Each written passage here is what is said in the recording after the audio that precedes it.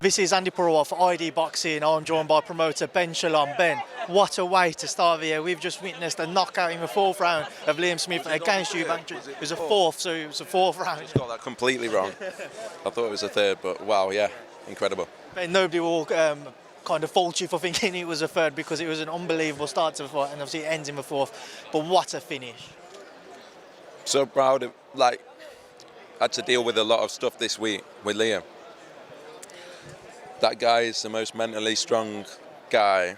It's like bulletproof. Joe McNally told me from the start it was. They were laughing at me because I was calling saying, is everything okay? Make sure you focus on the fight. Guy was locked in. And look, he's been over with Canelo, and look how we did there, but against a much bigger guy, and probably considered the pound-for-pound greatest fighter. One world champion. Just, it is, yeah.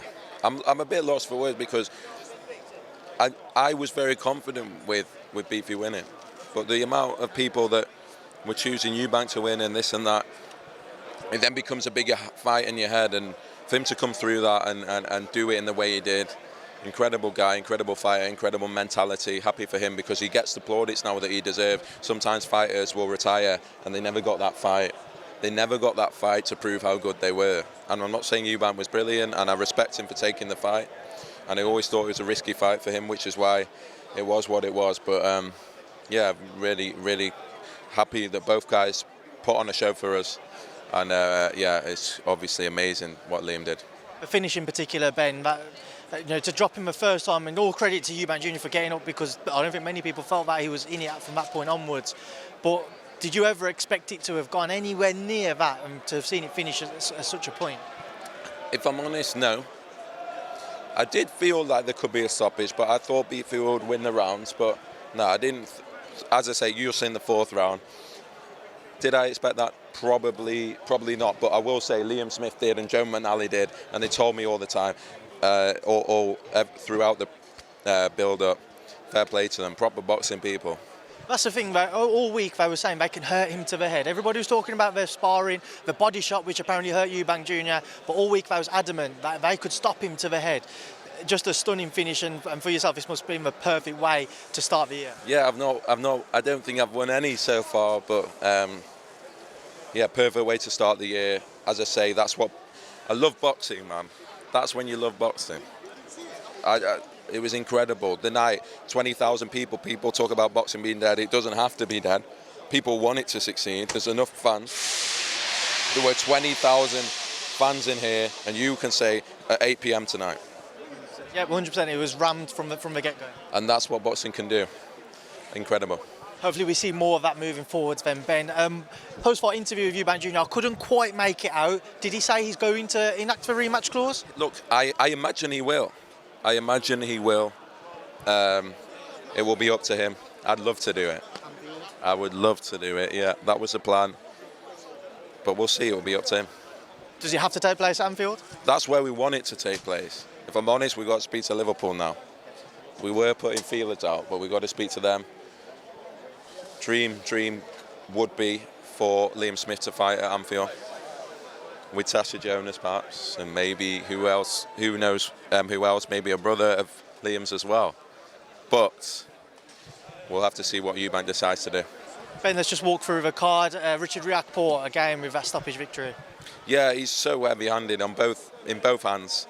Incredible. I genuinely think what we're seeing there is a late bloomer that's getting the coaching that he should have had probably earlier on, and he would have been a superstar by now. I still think he'll be a superstar. I think he's the hardest hitting cruiserweight in the world. I think once he connects, I think he's still like, you know, in those early rounds, still likes to figure things out a bit, and he's still learning in that sense. But when he connects, it's game over for anyone. I've never seen anyone that can deal with his power. Never, ever. And massive fights for him. Lawrence Okoli, Chris Smith, the world titles he mentioned, Opataya, Makabu, Kulamarian. This, I said it before, this is the year of the cruiserweights. It really is. And you saw tonight with Jack Massey as well, going up to heavyweight. Cruiserweights can... I got so much criticism for putting Jack in with Joseph Parker, and he lasted the full 10 rounds. Cruiserweights going up to heavyweight, I speak to David Hay, are a problem. They can move faster, they're tough, they're used to taking big punches. And when they come into heavyweight, they can handle themselves, and I think it's going to be a massive year. What did you make of Parker Massey? Obviously, fair play to Jackie. He held his ground in there and wasn't stopped by that. A lot of people felt he might be beforehand. And what next beyond this for Joseph Parker? For Joseph, I'm not sure. We'll have to sit down. I think he still wants the big fights. But again, I'd much rather see him fighting a local hero like that. Jack Massey got 10 rounds in with a top 10 world heavyweight. That's the stuff of dreams in front of 20,000 people. And he managed to do 10 rounds and people criticising me. Would you rather him fight Ryan Jennings or Carlos Takam or Kevin Johnson in their 40s from America? Would that be more suitable? No, we gave someone, and I'm not saying we know better, but I'm just saying we gave someone an opportunity that was begging for an opportunity and felt confident with the fight. And I thought he did himself. I thought he did himself really proud to be able to last 10 rounds like that. And a great night for him.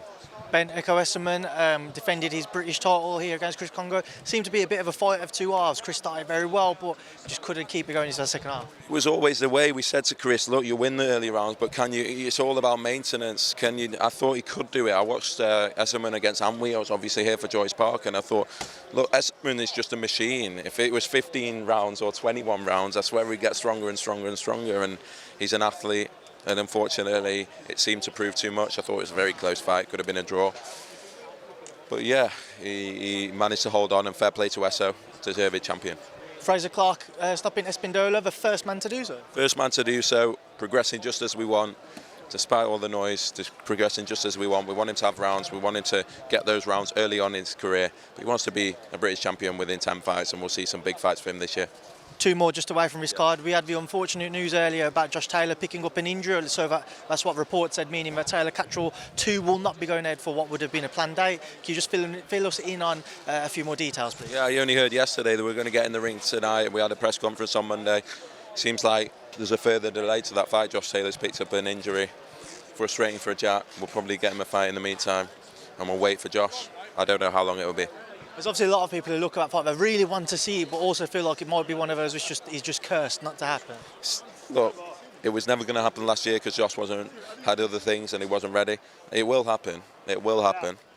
But it's a shame. Yeah, we have to wait for it. I was gutted. For Jack more than anything. A final one earlier in this week. Earlier in the week, we mentioned Kell Brook potentially coming back to face the winner of this main event. Of course, it all comes down to what Junior wants to do with that rematch clause. But if he does take that, what are options for Kell? I don't know. You'll have to ask Kell. Listen, I wasn't encouraging Kell to come out of retirement. He was saying I want the winner, and he was supposed to be here tonight. Listen, Liam Smith has won the fight tonight. It'll be up to Eubank Jr. what happens next, and we'll see. Right, Ben, I'll leave that there now. Thank you for speaking to me. Cheers, mate. I appreciate it. Thank you. Cheers, sir. Short drink? Yes.